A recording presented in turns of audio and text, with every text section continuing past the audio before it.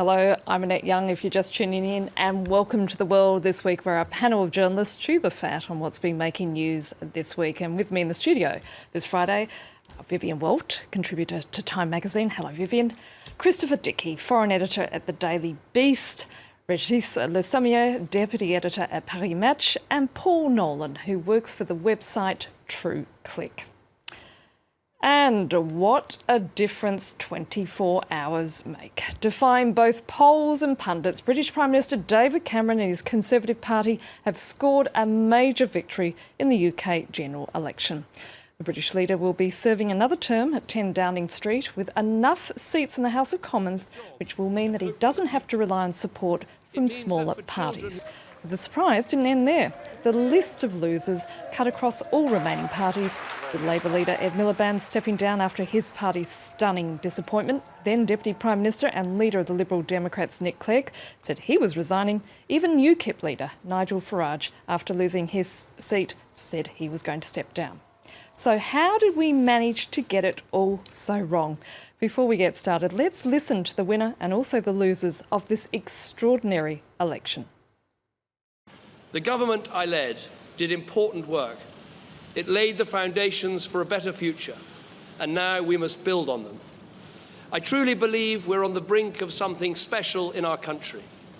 We can make Britain a place where a good life is in reach for everyone who is willing to work and do the right thing. Our manifesto is a manifesto for working people, and as a majority government, we will be able to deliver all of it. Indeed, it is the reason why I think majority government is more accountable. Britain needs a Labour Party that can rebuild after this defeat, so we can have a government that stands up for working people again. And now it's time for someone else to take forward the leadership of this party. So I'm tendering my resignation, taking effect after this afternoon's commemoration of VE Day at the Cenotaph. I want to do so straight away, because the party needs to have an open and honest debate about the right way forward without constraint.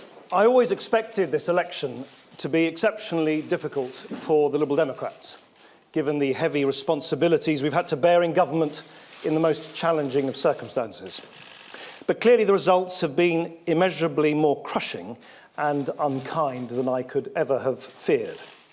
For that, of course, I must take responsibility, and therefore I announce that I will be resigning as leader of the Liberal Democrats. A leadership election will now take place according to the party's rules. I said, as this campaign went on, that if I didn't win, I would stand down as leader of UKIP. And I know that you in the media are used to party leaders making endless promises that they don't actually keep, but I'm a man of my word. I don't break my word, so I should be writing to the UK UKIP National Executive in a few minutes, saying that I am standing down as leader of UKIP. I will recommend that pro tem they put in place as acting leader Suzanne Evans. Christopher Dickey, this has been an extraordinary day in British politics, hasn't it? I mean, it's a mind-blowing victory for David Cameron. Nobody expected it, least of all himself. Well, no, because none of the polls predicted anything even remotely like this. I mean, I am sure it's already underway, but there's going to be a lot of postmortems about these polls. How is it that everybody told us this was going to be a hung parliament, that there was going to have to be a coalition, all these awkward coalitions, and now the Conservatives come in with an absolute majority? I think nobody expected it, and right now we're looking at what the implications might be for Europe, for Britain. But the only place the polls were correct was in Scotland. They did predict a landslide for the SNP, and that's what they got. So, everything else was wrong. So obviously Scots tend to be more honest about where their political allegiances. Vivian, it's a victory, but one that does come with caveats, since there are two words that are certain to cause heartburn for Cameron in the coming months, one being, of course, Scotland and the other being Europe. Well, yes. I mean, he has two big challenges. One is keeping his country together, and the second is keeping Europe together. And it's hard to know which one is trickier.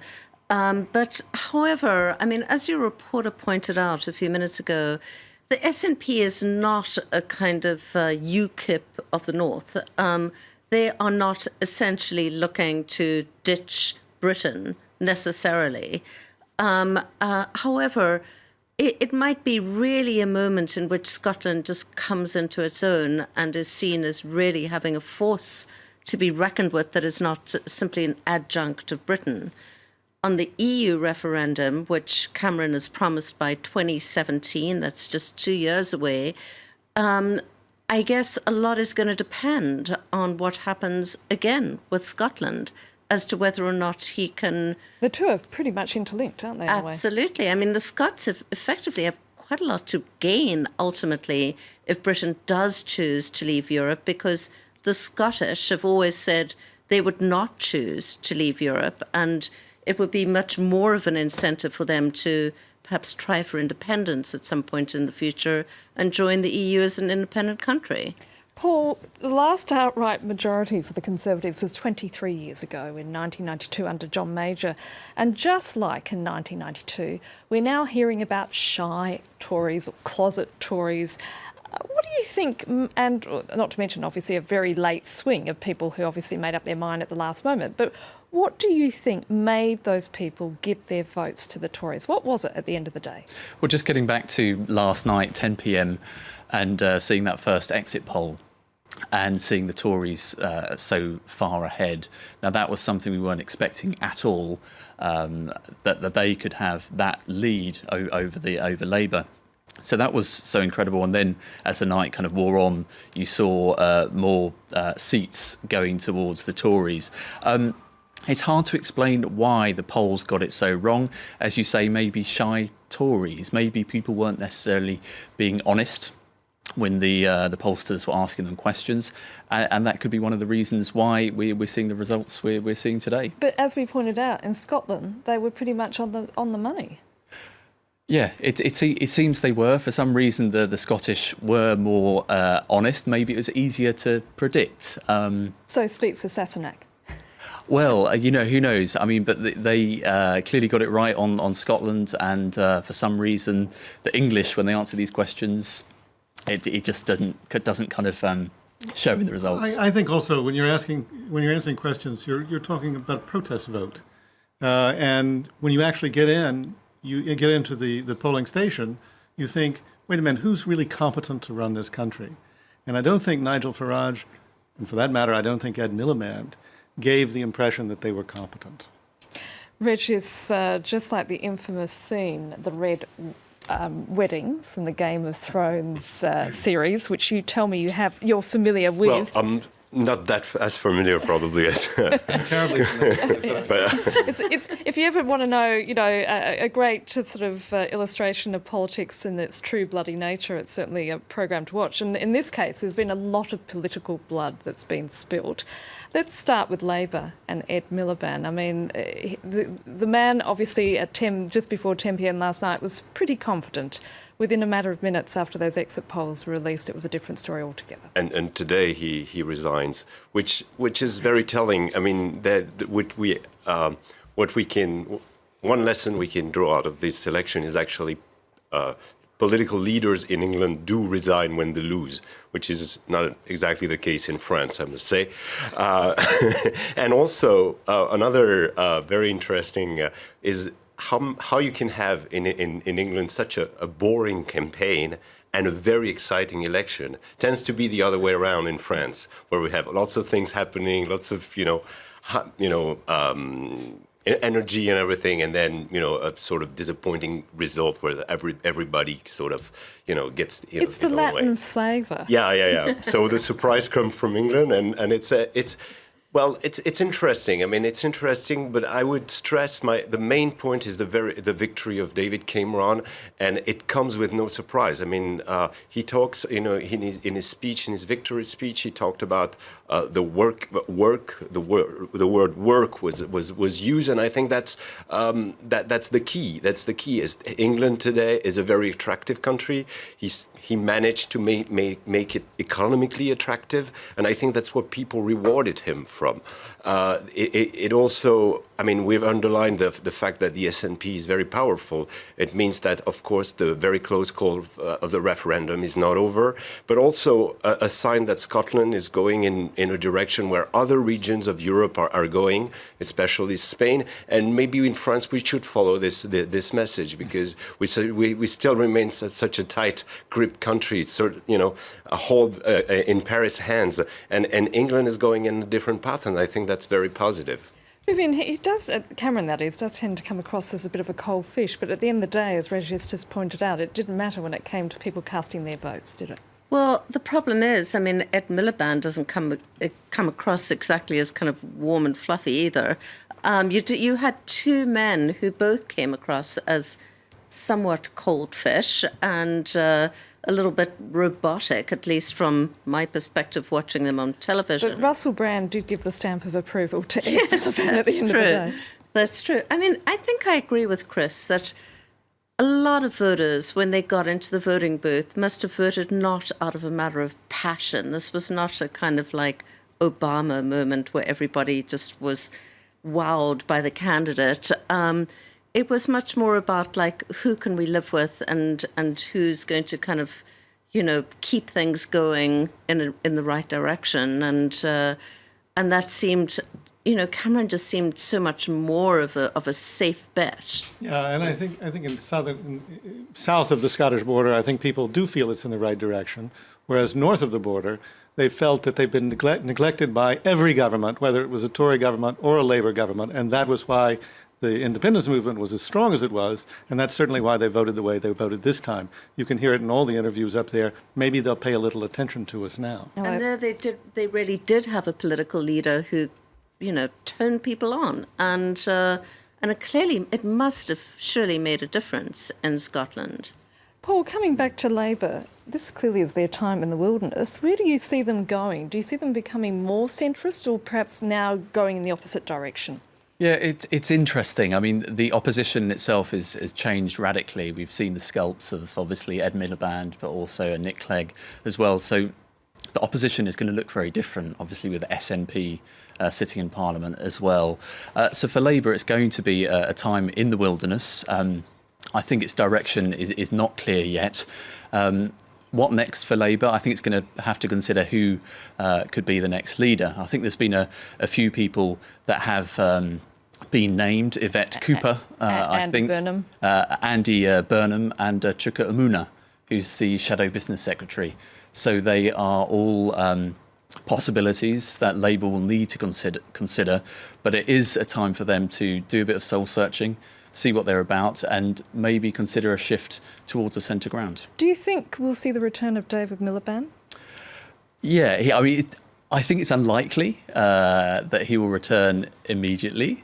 Mind you, given what's happened in the last 24 hours, anything is likely these days in British politics, one would assume. Well, there's so many things that we couldn't predict in this election so far.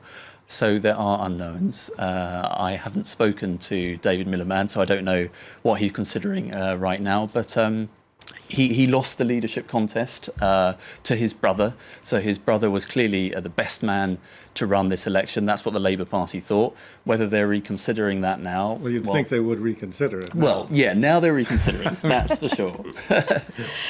Christopher, the other party that was decimated was the Liberal Democrats, and it really did seem like to be a vote of anger directed towards them. Well, I think so. I mean, the Liberal Democrats like to position themselves as sort of centrist opposition for a long time. Then they joined the Conservatives in this government for the last 5 years and essentially were emasculated in the entire process.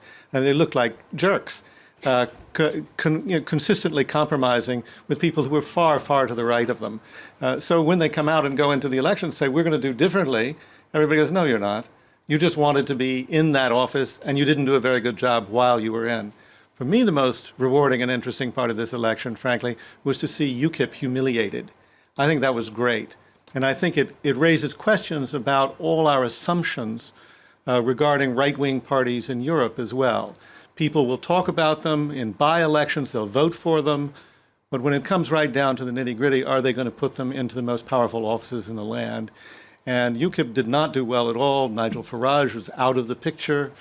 another woman on the rise in his party. And I think that's all good news. It really said something because there was a lot of attention focused on the white van man, the working class, traditional bloke who everybody thought, these were the people who were going to vote for UKIP. So what you're saying is they went into the voting booth and realised, no, I'm not going to give them. No, really, that's not what I want, they decided. I want the Tories to pay attention. I want the government to pay attention, but I don't want to put these people in charge. Just talking there about Nigel Farage, Regis, in any case, Britain is still going to be facing a referendum on EU membership, and that is a legacy of Nigel Farage, isn't it? It is, and it is something very interesting, and I would, keep commenting on what Chris just said about the far right in Europe, because actually Marine Le Pen and the National Front actually commented on this election, saying they would. She believes, and the National Front believes that David Cameron won the election because he promised a referendum on Europe, which is something the National Front is, of course, very interested in. So, and I would slightly disagree on the fact that the leaders, when it comes to general election, when you see what's happening in France, Marine Le Pen gets many votes the last time when she ran for office as a president. So, so it tends to go back and forth. Sorry. And then again, Nick Farage is not the same kind of person as Marine Le Pen. He probably is not as skilled as she is. So I would say, but go ahead. I was going to say, this raises the whole question of the electoral system, because in the European Parliament, you have a pretty substantial representation of UKIP and now of the National Front, due to the fact that there's a different system of allocating seats. And already today, if you listen to some of the statements coming out of the British parties, they're really kind of, drumming the message home that they need a different kind of system, that they can't have 10% of British people voting for UKIP and only get one seat in Parliament. We're going to have to press the pause button because we need to cut to a break. Do stay with us for the second part of The World This Week here on France 24.